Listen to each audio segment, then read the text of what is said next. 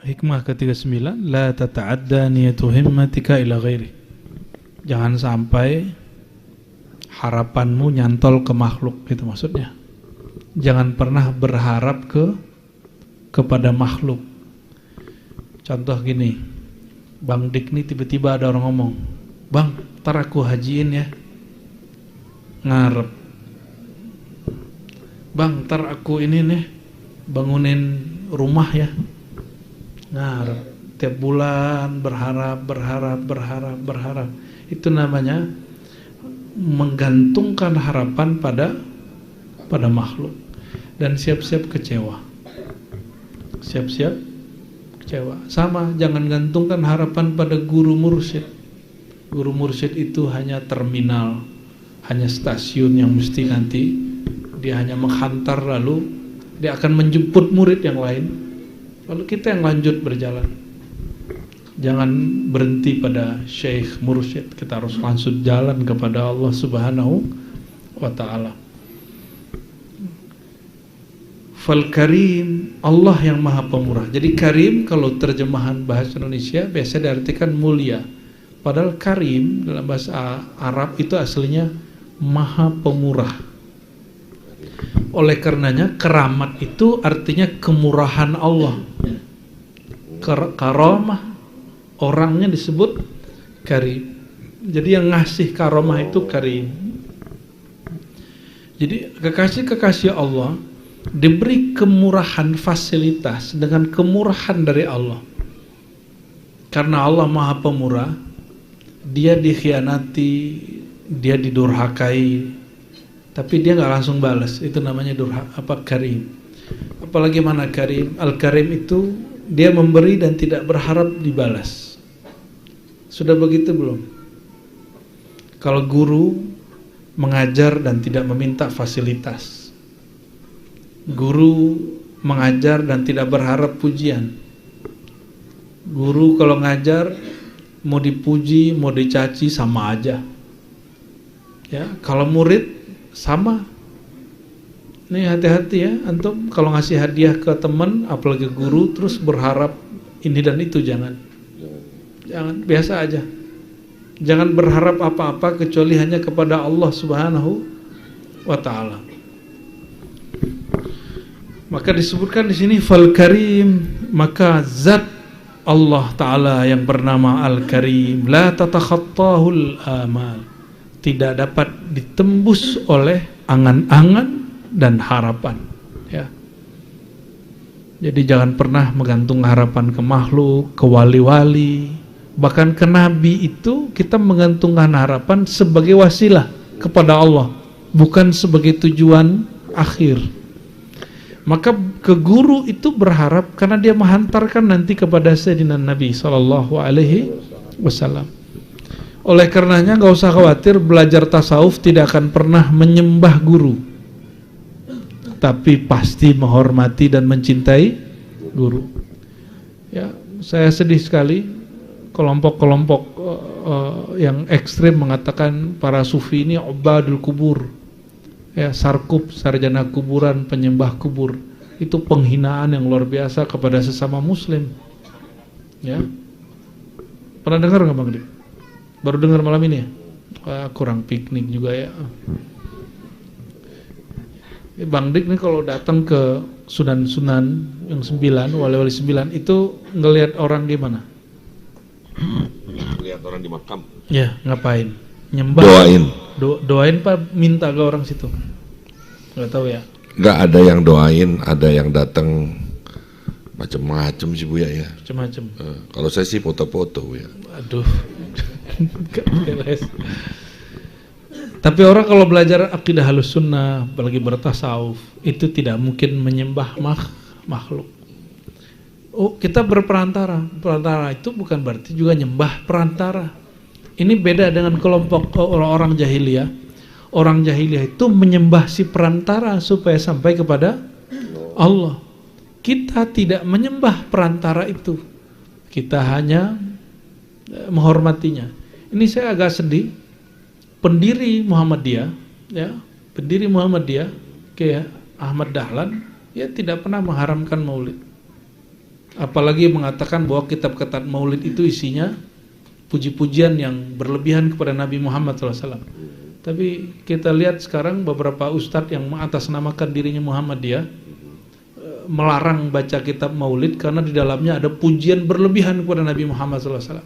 Saya rasa ini ada manhaj yang berlebihan, ya. Harusnya tidak berkalam seperti itu. Cukup katakan kami tidak bermaulid, selesai. Kami tidak baca kitab maulid, selesai. Gak boleh memuji. Yang memuji Nabi Muhammad SAW itu bukan makhluk kita, tapi yang memujinya siapa? Allah. Apakah Allah menyekutukan dirinya dengan Nabi Muhammad SAW? Enggak. Nama Nabi Muhammad SAW dengan semua formulasi, derivasi kata dan segala macam itu lebih dari 2000 kata yang ada di dalam Al-Quran. Dan Allah memujinya. Saya juga heran kok orang mengira bahwa puji-pujian itu muncul dari para penyair dan sufi. Enggak. Pujian terhadap Nabi Muhammad SAW yang ada di kitab Burda, kitab Berzenji, kitab Simtid Duror, semuanya diambil dari Quran, diambil dari Sunnah, lalu dikumpulkan menjadilah dengan bahasa-bahasa yang kita baca hari ini. Contohnya ya, Allah memuji Nabi Muhammad SAW dan menyebutnya dengan namanya. Wabil mu'minina raufur rahim. Coba ayat laqad ja'akum rasulun min anfusikum azizun alaihi ma anittum harisun alaikum bil mu'minina raufur rahim. Allah memberi namanya sebagai gelar untuk Nabi Muhammad SAW. Apakah Allah menyekutukan dirinya dengan Nabi Muhammad SAW? Ya. Jadi yang mengatakan bahwa kitab-kitab maulid itu berlebihan memuji, coba Anda protes kepada yang nurin Quran. Ya. Jangan sembarangan berfatwa. Ya, karena guru-guru kita mengajarkan dulu al-mufti itu orang paling dekat kepada neraka. Karena fatwa dia kadang-kadang dia asal fatwa. Ya, adra'un nas ya, binar. Orang paling dekat ke neraka itu mufti. Sembarangan fatwa silakan ya. Jadi kalau antum nggak maulid, ya nggak apa-apa sih. Emang kita maksain maulid. Cuma kita menganjurkan maulid, tapi nggak pernah maksa. Jangankan maulid, sholat aja kita nggak maksa.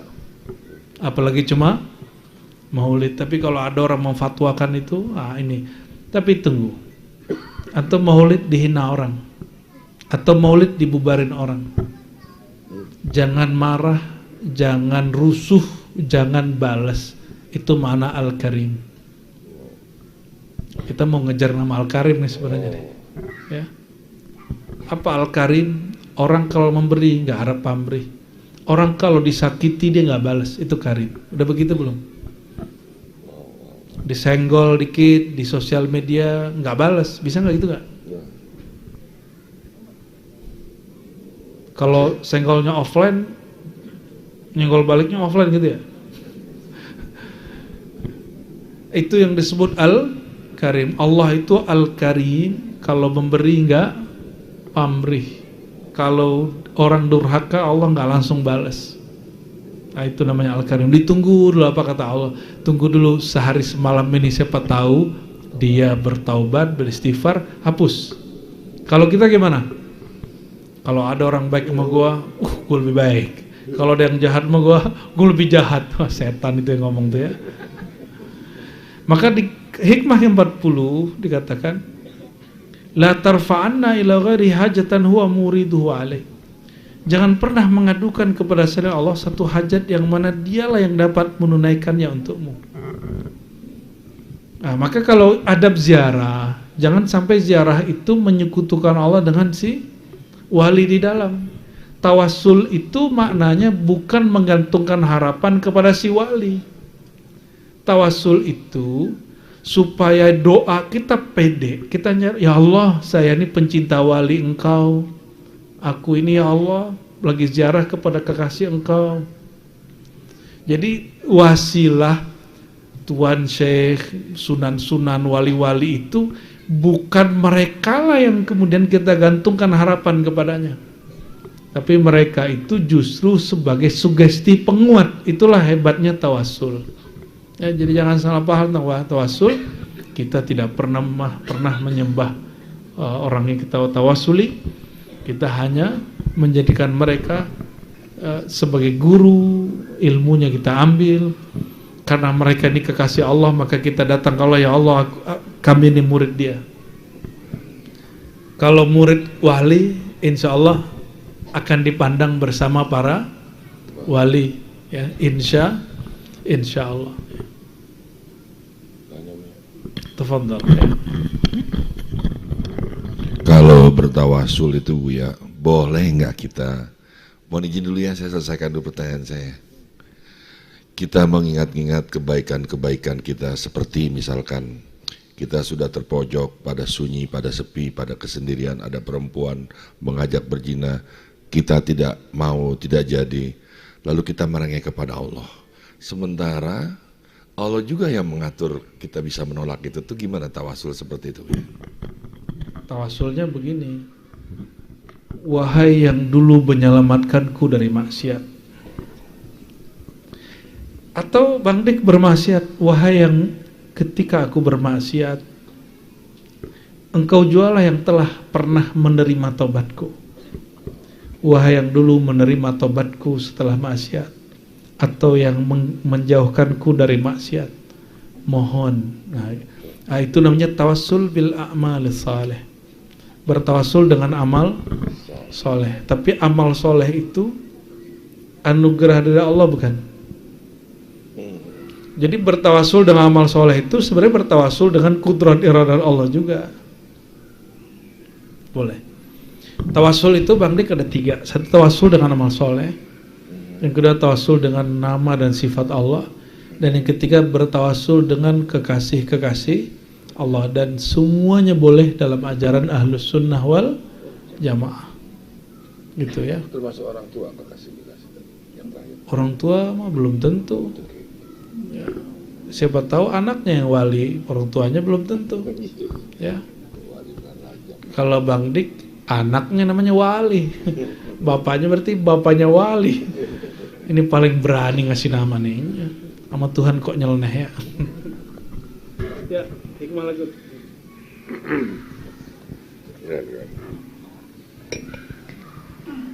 Bismillahirrahmanirrahim. Illam tuhassin zannaka bihi li ajli wasfihi fahassin zannaka bihi li ajli muamalatihi ma'ak. Fahal awwadaka illa hasana wa hal asda ilaika illa minana. Jika kamu tidak bisa berbaik sangka kepada Allah berdasarkan sifat kesempurnaannya, maka berbaik sangkalah kepadanya karena sikap baiknya yang selalu menyertaimu. Bukankah dia selalu memberikan kepadamu itu kebaikan dan anugerah?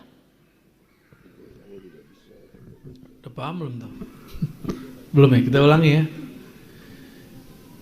Bisa nggak langsung koneksi sama Allah? Bisa nggak? Belum? Belum ya? Kalau belum bisa koneksi kepada Allah, maka koneksilah dengan diri sendiri. Itu maksudnya. Nah, sekarang aplikasinya. Kata beliau, illam tuhassin atau tuhsin zannaka li ajli wasfihi. Berbaik sangka kepada Allah itu yang paling tinggi. Jadi husnuzon itu ada 2. Husnuzon itu selama ini kita kan kalau ada orang melakukan sesuatu lalu kita husnuzon. Nah, husnuzon yang paling tinggi itu husnuzon karena meyakini orang itu pasti baik. Kalau dia yang ngomong pasti benar, kalau dia ngomong pasti maksudnya oke. Itu husnuzon paling tinggi. Kalau husnuzon yang kurang, yang di bawahnya, diingat-ingat, oh dia kan dulu baik ke aku, ini loh pemberian dia ini. Jadi mengingat, mengkalkulasikan kebaikan orang itu, lalu kemudian menyimpulkan, oh dia pasti orang baik. Bang Dik, kalau ada orang sama kita menganggap gini, kalau Bang Dik pasti orangnya tulus. Tapi ada orang dihitung dulu, emang Bang Dik tulus, sudah ingat-ingat dulu 1 kejadian 2, 3, oh kayaknya emang bener sih dia tulus. Kira-kira Bang Dik lebih respect sama yang pertama apa yang kedua? Yang pertama sih. Yang pertama, karena dia langsung percaya sama kita. Sayyidina Muhammad SAW turun dari Mi'raj, tiba-tiba mengabarkan duduk termenung, lalu ditanya oleh Abu Lahab, Abu Jahal, segala macam, kenapa engkau bermenung wahai Muhammad? Lalu diceritakanlah perjalanan Isra-nya sampai ke Al-Masjidil Aqsa. Oh, kalau gitu saya ceritain ke orang Mekah, mau nggak? Yang pertama diceritain siapa? Abu Bakar As-Siddiq. Abu Bakar As-Siddiq waktu ditanya, menurutmu gimana Abu Bakar? Kata Abu Bakar, oh kalau Muhammad yang ngomong, aku percaya. Maka makomnya Sayyidina Abu Bakar, dia berbaik sangka kepada Nabi Muhammad karena zatnya Sayyidina Muhammad, karena kesejatiannya Nabi Muhammad SAW, bukan karena Nabi Muhammad pernah baik sama dia. Jangan berbaik sangka dulu ke orang, nunggu dia baik sama kita. Paham maksudnya? Ya. Jangan menilai orang itu lurus dengan persepsi kita. Ya. Dengan persepsi kita. Oh, sejauh yang saya lihat dari dia ini orangnya baik. Ah, itu namanya masih bersyarat. Tasdiknya belum bizzat, masih tasdiknya bil ghair. Tasdiknya level paling rendah. Tasdik yang tertinggi sehingga orang ini berhak nanti di belakang Sayyidina Abu Bakar Siddiq. Oh, kalau Bang Dik pasti oke, orang baik itu. Nggak mungkin dia sesat. Nggak mungkin tarekatnya aneh-aneh gitu. Gitu harusnya. Ya. Oh, kalau Dr. Aldomi, insya Allah dia dokter. Gak mungkin lah dia sesat gitu. Itu baru namanya tasdik dengan zatnya dia. Tapi kalau Bang Dik ngomong gini, sepanjang ini saya berkawan dengan Buya Aldomi, saya nggak melihat dia sesat tuh. Nah itu level paling bawah tuh. Tapi itu udah tasdik, itu udah oke. Kalau ngaji hikam naikin, ya. Kalau ngaji hikam naikin, jangan di situ. Jangan sama kayak orang awam. Kalau versi awam itu sudah oke. Nah di ribat kita ada proses namanya tarqiyah. Tarqiyah itu upgrade rohani dari tasdik yang biasa menjadi tasdik yang bizzat, kepada zatnya. Itu kepada guru. Kalau sudah mampu tasdik kepada guru dengan zat gurunya, baru nanti antum ketemu Rasulullah SAW, sanggup membenarkan Nabi, bukan karena kebaikan Nabi, tapi memang Nabi itu orang baik. Apalagi naikin sekarang ke Allah. Oh, kalau ini kehendak Allah, pasti oke. Inilah makom istri Sayyidina Ibrahim Al-Khalil, yaitu Sayyidatuna Hajar, Siti Hajar kita sebut. Sayyidatuna Hajar bawa anak kecil namanya Ismail. Sayyidina Ismail digendong. Coba bayangkan, lagi punya anak kecil kayak gitu tuh, terus ditinggal di padang tandus. Dia lagi sibuk dia. Lagi megang baby, ditinggal sama lakinya. Kira-kira gimana, Dik?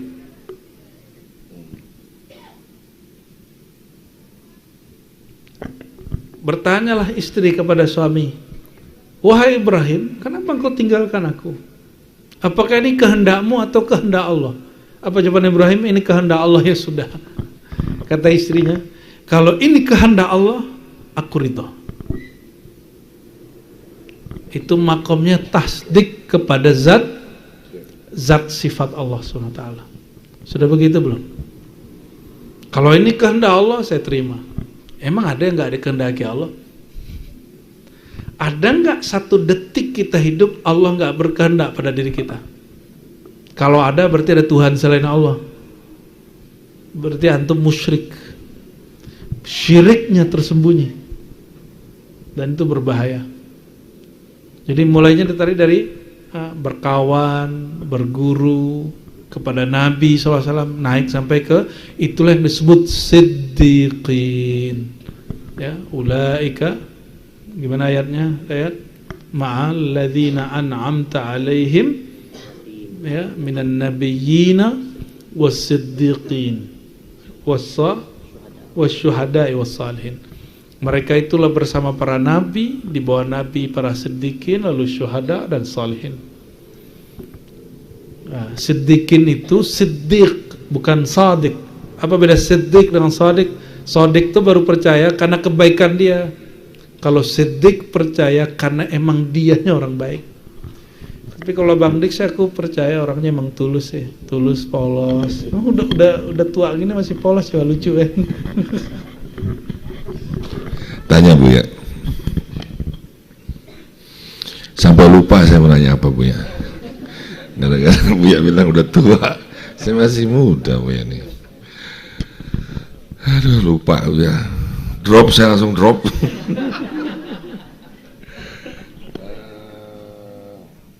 Nanti kalau ingat saya boleh Bu ya. Oke, lanjut.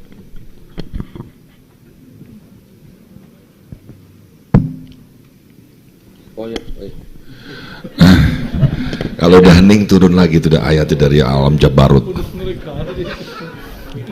Ketika Rasulullah dia termenung, dia baru saja mi'raj. Siapa saja yang diceritakan? Saya baru dengar itu kalau diceritakan begitu banyak orang, tapi Abu Bakar yang mengiyakan. Jadi siapa aja yang diceritakan? Istrinya kah? Abu Lahab termasuk tadi katanya. Pertama Nabi duduk-duduk, tahu datang Abu Lahab, lalu Abu Lahab, Abu Jahal ya. Mau Mujahil tuh Mujahal ya, sama aja dia juga tuh orangnya. Disuruh ditantang ya. Gimana kalau kita ceritain? Kita panggil orang-orang nih. Jadi paman Nabi ini ingin mempermalukan Nabi Muhammad SAW. Oh, ini punya kesempatan, emang betul-betul gila dia orangnya. Suka ngayal halu gitu. Ya, hati-hati yang sekarang sok-sok mau berantas halu. Jangan-jangan ente barisan Abu Jahal, Abu Lahab. Karena nggak semua pengalaman spiritual itu halu. Itu ada yang hakiki, ya, ada yang benar, dan itu banyak sekali. Quran menunjukkan itu, ya.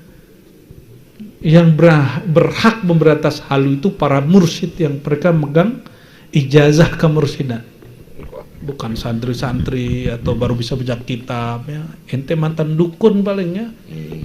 Kalau mantan dukun mungkin berantas halu wajar. Ke dukun-dukun lah, jangan ke orang torikoh. Jangan ke orang yang bertorikohnya bersanadnya sahih. Kalau bersanadnya tidak sahih, emang sering halu di situ. Ya, jangan sosok ya pemberantas halu, ternyata malah dia pelaku kehaluan. Jadi kemudian dikumpulkan orang yang pertama dia datangnya Abu Bakar Siddiq karena kayaknya ini bisa membongkar kepercayaan Abu Bakar Siddiq kepada Nabi Muhammad Sallallahu Alaihi Wasallam. Ternyata enggak. Ternyata tasdiknya Sayyidina Abu Bakar kepada Nabi Muhammad SAW bukan tasdik karena persepsi si Abu Bakar, tapi dia tasdik kepada Nabi Muhammad SAW meninggalkan persepsi dia dan menyatu pada persepsi Nabi Muhammad SAW. Dikatakan, oh kalau Muhammad yang ngomong aku percaya. Jadi ini hati-hati nih, hati-hati. Ini banyak yang datang ke saya. Itu bagus untuk awal. Apa itu? Buya, ajaran Buya sama dengan ayah saya. Ajaran Buya sama dengan guru saya. Ini untuk level awal oke. Tapi jangan lama-lama di situ.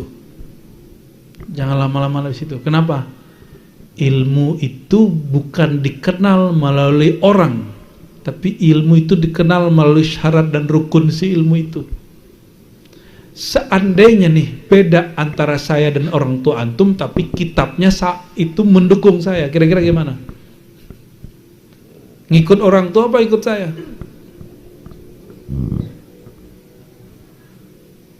Ikut siapa? Bang Dik. Bang Dik nih punya orang tua ngaji Nur Muhammad, tapi penjelasannya beda saya sama Bang Dik, sama orang tua Bang Dik. Karena saya MC di sini sampai mati, maka saya pilih Buya. Bukan karena itu, berarti masih karena sebab jadi MC toh, masih persepsi dia belum. Bukan gitu Buya.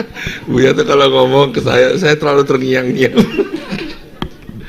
Nggak, jadi yang datang kepada guru siapapun, mursyid siapapun mengatakan, oh mursyid saya sudah mati. Ini contohnya dari saya. Tapi antum pasti melakukan itu ke banyak orang.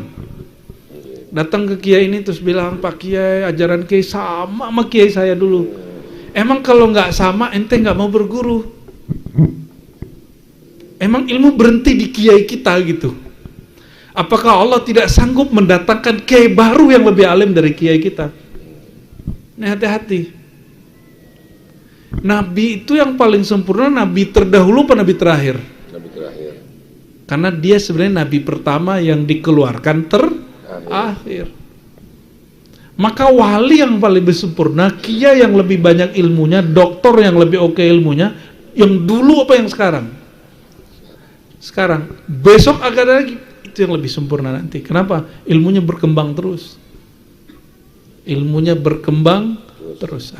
Maka saran saya nih para pengkaji, pemburu ilmu yang ingin mencari kedekatan kepada Allah melalui pintu ilmu, a'rifil ilma, a'rifil haq bil haq la bil rijal. Kenalilah ilmu itu dengan ilmu itu sendiri, bukan karena ketokohan. Karena seandainya si tokoh yang kita kenal dulu berilmu, penjelasannya beda dengan kesejatian ilmu itu, emang kita mau ninggalin si ilmu ini? Ya, cukup kita berbaik sangka, oh mungkin dulu kiai kita, mursyid kita yang dulu, yang baru Allah kasih ke dia sampai bab itu. Adapun bab yang baru ini adalah perkembangan dari anugerah Allah Subhanahu wa taala. Ini contoh. Imam Ghazali menyebutkan makomat itu nggak nyampe 30. Ya, 20 aja udah banyak banget. Datanglah Imam Al-Hariri disebutin makom itu 100. Datang Ibn Arabi disebutin makom itu 6.000-an lagi. 600-an ya, 600-an. Dan datang Imam Al-Qumus Khanawi di jilid 2 Jami' Usul Aulia bagian penutup, kata dia makom itu sebenarnya 4 aja, tapi 4 itu masing-masing 4 1000. Berarti 4 dalam 1000 itu 1000 itu diambil 1, di dalamnya ada 70.000. Jadi 4.000 kali 70.000. Stres lah Bang Dik tuh. Itu makom, ilmu tentang makom kepada Allah Subhanahu wa ta'ala. Berarti yang kitab-kitab hari ini itu cuma batuknya wali aja itu. Wali batuk aja jadinya begitu. Karena paling banyak makomat siapa yang nulis? Ibnu Arabi. Dan itu disesatkan orang lagi. Ya, yang nyesatin tuh nggak kenal sama dia itu sebenarnya. Ya, karena kalau dia kenal nggak mungkin dia menyesatkan seorang wali yang kenal jalan-jalan menuju Allah Subhanahu wa ta'ala. Kira-kira gitu Bang Dik. Jadi Bang Dik, kalau ilmu orang tua Bang Dik beda sama guru mursyid Bang Dik. Yang diikuti siapa? Orang tua kita apa mursyid kita? Mursyid tua antum udah meninggal. Ya, kiai tua antum sudah meninggal, udah berpulang. Punya kiai baru, punya mursyid baru. Ilmunya beda. Kira-kira mana yang diikuti?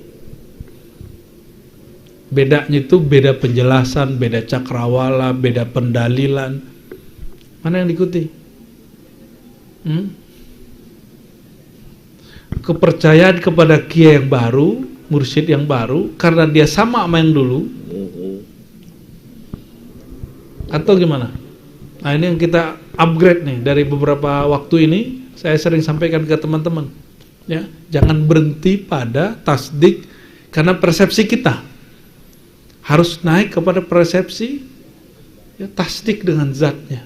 Ini belajar tasdik kepada Nabi Muhammad Sallallahu Alaihi Wasallam. Ini cara, ini tekniknya, ya. Jadi jangan kaget kalau kita bab ini agak mengulang-ulang dan agak kenceng dikit, supaya moga-moga nih kita termasuk orang-orang yang dapat anugerah sifat Sayyidina Abu Bakar As-Siddiq. Amin ya rabbal alamin. Ya, lanjut. Cukup.